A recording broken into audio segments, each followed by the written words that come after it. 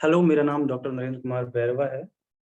मैं संत college hospital में as a cardiologist यानी हृदय रोग विशेषज्ञ के तौर पर कार्य कर रहा हूँ। आज हम जानेंगे कि हृदय रोग या हार्ट अटैक क्या होता है। हार्ट अटैक, जिसको आमतौर पर दिल का दौरा कहा जाता है, तो उसको समझने के लिए थोड़ा सा हमें हार्ट के बारे में जानना जरूरी है। सबसे पहले तो हमें ये पता होना चाहिए कि को हार्ट जो खुद सप्लाई करता है पूरे शरीर को, ब्लड और रक्त, वो उसकी खुद की सप्लाई क्या है। तो हमको ये पता लगता है कि हार्ट को सप्लाई करने वाली 3 रक्तनाल यानी ब्लड वेसल्स होती हैं, जिनको कोरोनरीज कहा जाता है, जो कि 2 लेफ्ट साइड में और 1 राइट साइड में होती है। अब इन रक्तनाल में कहीं पे भी जो ब्लॉकेज होता है या फिर रुकावट होती है, उसको हम कहते हैं आम भाषा में कि हार्ट में कहीं ब्लॉकेज है या फिर हार्ट में कहीं रुकावट आई है, वो जिस वजह से हार्ट अटैक होना या फिर हार्ट संबंधी परेशानियां होना होता है। अब जब भी किसी पर्सन को हार्ट अटैक आता है, तो उसके क्या-क्या कारण हो सकते हैं, यानी कि क्या-क्या रिस्क फैक्टर्स हो सकते हैं, ये हमें जानना बहुत ज़रूरी है। रिस्क फैक्टर्स यानी कि जो भी कारक हैं ये, उनको हम 2 तरह से डिवाइड कर सकते हैं या फिर 2 प्रकार में बाँट सकते हैं। एक वो जो कि हम मॉडिफाई कर सकते हैं, यानी कि मॉडिफिएबल रिस्क फैक्टर्स। दूसरे वो जिनको कि हम मॉडिफाई नहीं कर सकते, यानी कि नॉन मॉडिफिएबल रिस्क फैक्टर्स। आपकी उम्र, बढ़ती ही हुई उम्र, यानी कि महिलाओं में 55 साल से ज़्यादा और पुरुषों में 45 साल से ज़्यादा, ये एक रिस्क फैक्टर होता है उम्र अपने आप में। आपकी उम्र जैसे-जैसे बढ़ती जाएगी, अपने आप रिस्क हार्ट अटैक या फिर दिल के दौरे के लिए प्रोन होते जाएँगे या संभावना बढ़ती चली जाएगी। दूसरा कारण है आप किस जेंडर के हैं। महिलाओं में आमतौर पर ये लेट ऑनसेट होता है, यानी आगे की एडवांस एज में होता है, जबकि पुरुषों में ये जल्दी की उम्र में हो सकता है।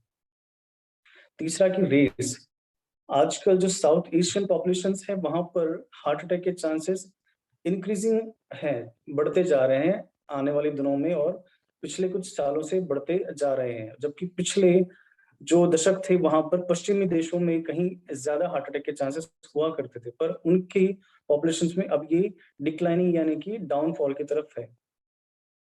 तीसरा जो नॉन मॉडिफिएबल रिस्क फैक्टर है, वो आपकी फैमिली हिस्ट्री। अगर आपकी फैमिली में पहले से किसी को हार्ट डिजीज है, तो बहुत चांसेस हैं कि ये आपको भी हार्ट डिजीज यानी कि आपको भी हृदय रोग की या दिल के दौरे की संभावनाएं हो सकती हैं। इसके बाद हम बात करते हैं मॉडिफिएबल रिस्क फैक्टर्स, यानी कि जो वो फैक्टर्स, रिस्क फैक्टर्स जिनको हम कुछ बदलाव कर सकते हैं या फिर बदल सकते हैं। सबसे पहले और सबसे इंपॉर्टेंट है डायबिटीज। डायबिटीज एक ऐसा रिस्क फैक्टर है जिनको आप अगर डायबिटीज को कंट्रोल रखते हैं, तो वो हार्ट अटैक से आपको एक तरह से प्रोटेक्शन दे सकता है और उसका डिले कर सकता है ऑनसेट को। यानी कि जो आपकी उम्र के साथ-साथ अगर डायबिटीज कंट्रोल्ड है, तो वो उम्र वाला ही रिस्क फैक्टर आप पे काम करता है, ना कि डायबिटीज वाला। सेकंड, ब्लड प्रेशर, हाइपरटेंशन या फिर रक्तचाप जिसको कहते हैं। अगर आपका ब्लड प्रेशर ज़्यादा है, तो आप को हृदय रोग के चांसेस ज़्यादा होते हैं। तीसरा रिस्क फैक्टर होता है, वो है लिपिड यानी कि कोलेस्ट्रॉल। बॉडी में गुड कोलेस्ट्रॉल और बैड कोलेस्ट्रॉल दोनों चीजें होती हैं। गुड कोलेस्ट्रॉल जिसको हम कहते हैं कि अच्छे खान पान से, फिश से या नट्स से बढ़ता होता है, एक्सरसाइज से बढ़ता है। जबकि बैड कोलेस्ट्रॉल जो कि अत्यधिक चिकनी चीजों को खाने से, सैचुरेटेड फैट्स को खाने से और एक्सरसाइज नहीं करने से, ये बैड कोलेस्ट्रॉल बॉडी में डेवलप होता है और इन्हीं कॉर्नरीज में जाके जमता है, जिस और वो रिजल्ट करता है लेटर ऑन कोरोनरीज में ब्लॉकेज को। आखिर में जब ये ब्लॉकेजेस इतने ज़्यादा बढ़ चुके होते हैं, तो फिर ये आपके सिम्पटम्स यानी कि लक्षण पैदा करने लग जाते हैं। नंबर 4 होता है एक्सरसाइज। एक्सरसाइज मीन्स कि अगर आप मॉडरेट और ब्रिस्क वॉक कर सकते हैं 1 वीक में एटलीस्ट 5 टाइम्स, यानी 5 बार अगर आप 1 हफ्ते में एक्सरसाइज कर पाते हैं, तो आप अपने आप को हृदय रोग से बचाए रखेंगे। अगर उसे ज़्यादा कर सकते हैं तो बहुत अच्छी बात है। 1 दिन में 30 मिनट और 1 हफ्ते में 90 से 120 मिनट तक का वॉक काफ़ी रहता है अपने आप को हृदय रोग से बचाए रखने के लिए। फिर उसके बाद हम बात करते हैं स्मोकिंग। हमारे देश में स्मोकिंग एक बहुत ही हमारे कल्चर में ये समाया हुआ है। स्मोकिंग जब जो ये स्मोकिंग कण होते हैं वो जब अपने शरीर में जाते हैं तो वहाँ पे रक्त वाहिकाओं और कोरोनरीज में वहाँ पे कोलेस्ट्रॉल को जमने में प्रोग्रेस कराता होता है, और इसी प्रोग्रेशन के फलस्वरूप कोलेस्ट्रॉल जमता चला जाता है और ब्लॉकेज बढ़ाया चला जाता है।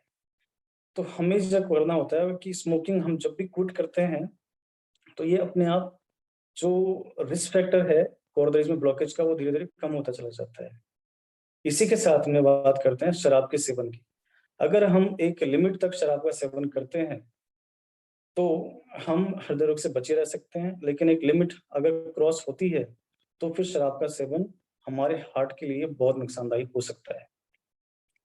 उसके बाद हम बात करते हैं कि हृदय रोग का मरीज़ हमारे पास में किस तरह से लक्षण लेके आता होता है, या फिर उस किस मरीज़ को, किसी भी व्यक्ति को कैसे पता लगे कि उसको हृदय रोग होने वाला है या हो रहा है। तो इसमें कुछ लक्षण स्पेसिफिक होते हैं जो कि खासकर लेफ्ट साइड में या बाईं ओर जब भी छाती में तेज दर्द होता है, भारीपन होता है, साथ में कोई उल्टी जैसा मन होता है या उल्टी हो सकती है। ये दर्द हो सकता है जबड़े में, गर्दन में, लेफ्ट साइड के शोल्डर में या कंधे में, लेफ्ट साइड की आर्म में, लेफ्ट साइड पूरे हाथ में। ये दर्द हो सकता है छाती के बीचों-बीच, ये दर्द हो सकता है राइट शोल्डर में भी। और ये निचले शरीर के निचले हिस्से में अपनी नाभि तक हो सकता है।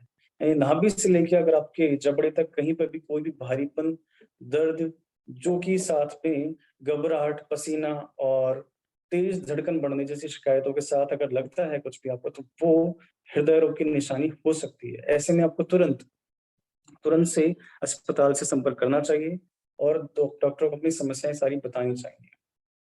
अब क्या ऐसे इन्वेस्टिगेशंस हैं जिनके थ्रू या जिनके सहारे हम हृदय रोग का पता लगा सकते हैं? उनमें सबसे पहले और सबसे इम्पोर्टेंट चीज़ है वो है ईसीजी यानी इलेक्ट्रोकार्डियोग्राम। ईसीजी जब भी आप हॉस्पिटल जाते हैं तो तुरंत ईसीजी आपका डायग्नोसिस बना देती है, यानी कि निदान कर देती है हृदय रोग का। उसमें कुछ स्पेसिफिक साइन्स होते हैं जो कि एक पर्टिकुलर फिजिशियन पहचान कर तुरंत आपको बता सकता है कि वहाँ पे हृदय रोग आपको हुआ है या अटैक आया है, नहीं। अगर हम बात करते हैं कि क्या ये 100% सही है कि ईसीजी में वो चीज़ पकड़ी जाएगी? नहीं। 60 से 70% केसेस में ही ये चीज़ पॉसिबल हो पाती है। अगर कई बार ईसीजी नॉर्मल आती है पर आपके सिम्पटम्स यानी आपके लक्षण बहुत ही स्पेसिफिक यानी कि बहुत ही खास है हार्ट अटैक के लिए, तो हम कुछ ब्लड मार्कर्स या कार्डियक मार्कर्स करवाते हैं जिनको हम ट्रोपोनिन बोलते हैं। अगर कार्डियक ट्रोपोनिन एक सीमा से अधिक है तो यानी कि ये बताते हैं कि आपको हार्ट अटैक हुआ है। तो ऐसे में हमें उन डॉक्टर की सलाह मानते हुए वहाँ पे तुरंत भर्ती होना चाहिए और आगे का जैसा भी आपको निर्देश दिए जाते हैं, वो करने चाहिए। तीसरा जो हम कर सकते हैं, वो है टीएमटी। टीएमटी एक ऐसा इन्वेस्टिगेशन है जो कि अगर किसी व्यक्ति की ईसीजी में हार्ट की दिक्कतें पकड़ में नहीं आ रही हैं, लक्षण बहुत ही खास नहीं बता पा रहे हैं कि मुझे हार्ट अटैक हो सकता है, नहीं। तो टीएमटी एक ट्रेडमिल टेस्ट यानी कि जिसपे कि हम दौड़ लगाते हैं और जो दौड़ने पर आपके हृदय के अंदर होने वाले परिवर्तन इलेक्ट्रोकार्डियोग्राम के थ्रू रिकॉर्ड होते हैं और वो आपको या आपके डॉक्टर को बता पाते हैं कि आपको हार्ट अटैक की कितनी संभावना है। इन सब के बाद में आता है 2D इकोकार्डियोग्राम। इकोकार्डियोग्राम आपके हार्ट के फंक्शंस बताते हैं।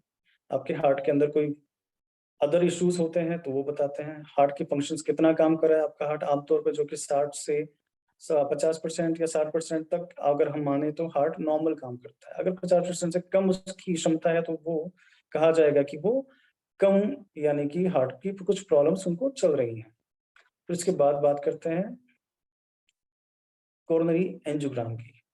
हम आमतौर पे आम भाषा में सुनते हैं कि एंजियोग्राफी कर दी है और जाँच कर ली है कोरोनरीज़ की या फिर हार्ट की नसों की, और जिसमें हमें पता लगा कि ब्लॉकेज कितना है, किस नस में है और कितनी जगह है। इसी के बिना पर डॉक्टर आपको सलाह देते हैं कि आपको कितने स्टेंट यानी कि छल्ले लगने जा रहे हैं। जब भी आपको हार्ट अटैक होता है तो डॉक्टर हमेशा ये सबसे पहले आपको खून पतला करने की दवाइयाँ शुरू करते हैं, एक।